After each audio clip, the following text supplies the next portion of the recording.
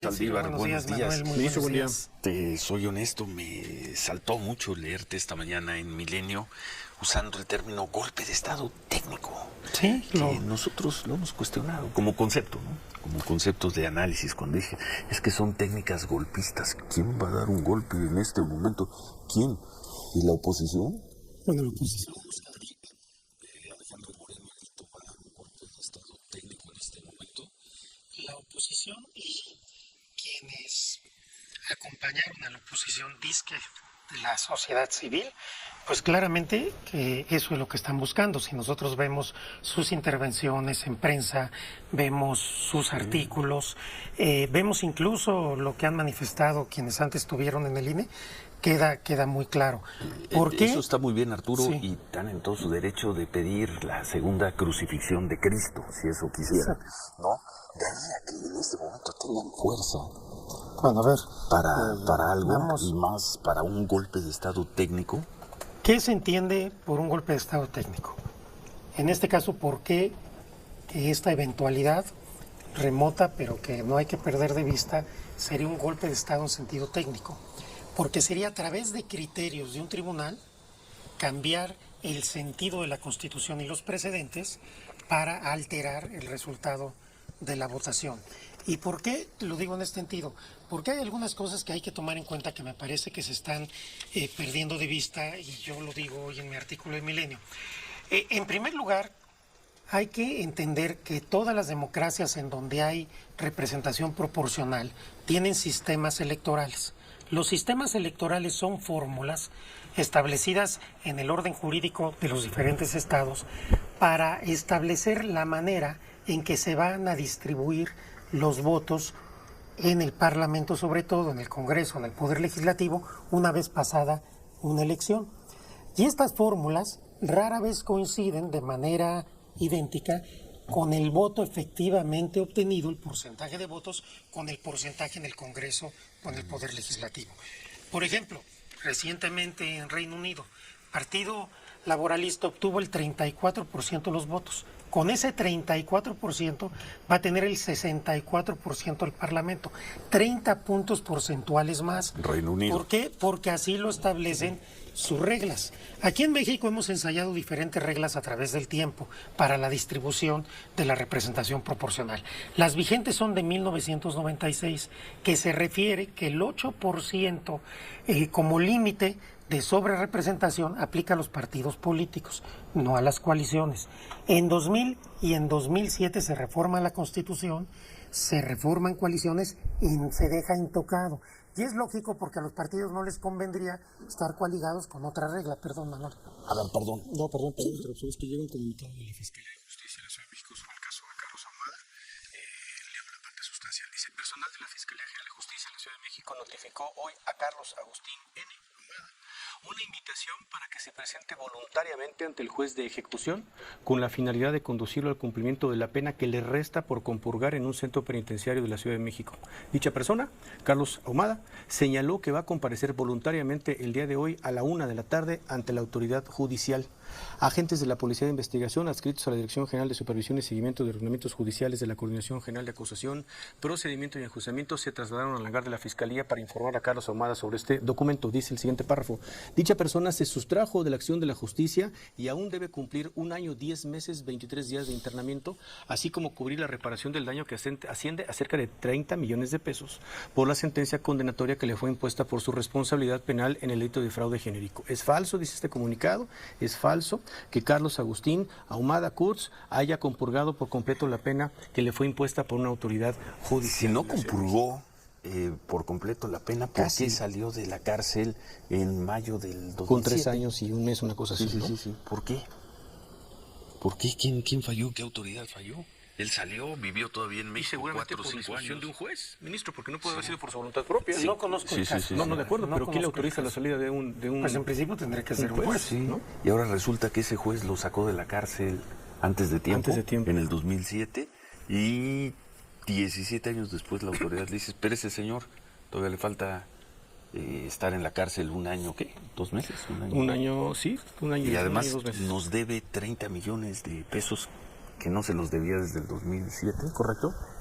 deuda vigente. Y esos 30 millones es la cantidad que dijo, son 30 millones más de intereses, autorizaciones, cargos de 17 años, en fin. Pero bueno, perdón, Arturo, regresando a nuestro tema, mi pregunta es la siguiente, y entiendo tu argumento, y además es un término que a nosotros, te lo digo, a nosotros nos lastima. Nosotros, por hacer las crónicas de lo que ocurría en los hospitales durante la pandemia, nos dijeron golpistas. Nos acusaron, dijeron el sicariato mediático, es un intento de golpe blando. Se usa con una enorme facilidad este gobierno, ese término. Mi pregunta es, tú tienes una interpretación de cómo se debe calcular la representación proporcional. Hay otros, muy en especial el ex consejero Ciro Murayama, hoy Héctor Aguilar Camín, también en las mismas páginas de Milenio. Abrazo a los queridos Panchos González por la pluralidad, por los buenos debates que se dan en las páginas de Milenio. Pero Héctor Aguilar, Ciro Murayama tienen otra interpretación de cómo se debe calcular. Yo digo, ¿cuál es el problema si el 23 de agosto, un día de agosto, fecha máxima, el INE, que es la autoridad, presentará ese cálculo, la autoridad? Y si hay una inconformidad, los inconformes podrán recurrir a la otra autoridad que tenemos, que es el Tribunal Electoral. ¿Dónde está el golpe de Estado técnico, Arturo? A ver, yo cuando estoy usando en este momento, que además es la segunda vez que lo uso en esta mesa, golpe de Estado técnico lo uso con mucha responsabilidad y entendiendo esto desde un punto de vista técnico, académico, conceptual. No lo estoy usando a la ligera, yo no le llamo golpe de Estado a cualquier cosa. Las interpretaciones distintas, sí, claro, después de que fueron apabullados en las elecciones, lo único que queda es tratar de presionar, y se está tratando de presionar, sobre todo al tribunal, para que cambie una interpretación. En 2018, Lorenzo Córdoba, Ciro Murayama, que estaban en el INE, cambiaron la regla, y el Tribunal Electoral, a propósito de la distribución en el Estado de México, volvió a la regla de que la sobrerepresentación, el 8%, aplica a partidos, no a coaliciones. En 2021 el tribunal volvió a insistir en esta interpretación. Entonces, cada quien puede tener la interpretación que quiera. Perdón que te interrumpa, Arturo. Dice, están tratando de presionar. Están tratando de presionar con artículos en Milenio, con entrevistas en Grupo Fórmula y en otros. Y con otras cosas, con otras presiones que están haciendo a los magistrados específicamente. Por ejemplo, una manifestación de magistrados y jueces federales, que fue algunos días pasados, no sé si fue el viernes, incluso, dijeron, vamos a tumbar la mayoría calificada de Morena. Magistrados y jueces. El Poder Judicial Federal, del cual forma parte el Tribunal Electoral.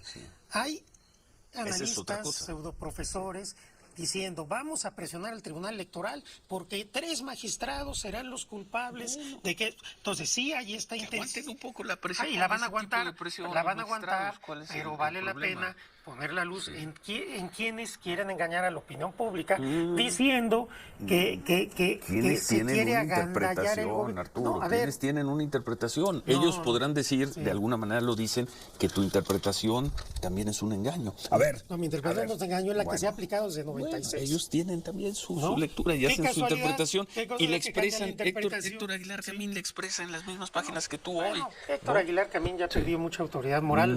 Vas a ver todo lo que ha dicho en los últimos meses. Esto no es una cosa. Volvemos. Quedamos, Arturo. Estábamos discutiendo y sonó la campana. Pues justamente el tema, Ciro, que no es un tema de interpretación que puede ser discutible o opinable. Es el tema de ser consistente con los precedentes, con la doctrina del tribunal.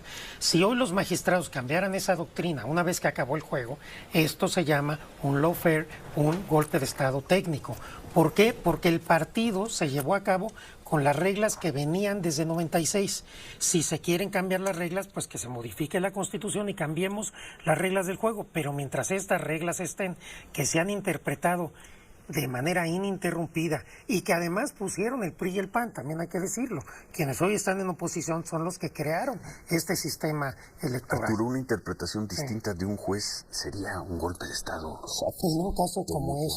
En un caso como este, cuando lo que implica es cambiar el sentido de la voluntad de una elección, por supuesto que sí, sobre todo cuando tenemos una interpretación consistente de mucho tiempo. Hay personas que tienen otra interpretación y la han expresado. Sí, pero de esas personas, por ejemplo, quienes la han expresado cuando fueron consejeros del INE, el tribunal revocó esa interpretación de ellos. La doctrina del Tribunal Electoral ha sido consistente en ese sentido desde que se estableció este Entonces, sistema. según tu interpretación, ¿es correcto, aproximado el cálculo que hizo el gobierno del presidente López Obrador 1 o 2 días después de la elección, de que a Morena y aliados les corresponderá algo así como el 74% de las posiciones en Cámara de Diputados y en el Senado? Desde el día de la elección, la presidenta del INE dio a conocer las proyecciones y eran esas, eran que había mayoría calificada en la Cámara de Diputados.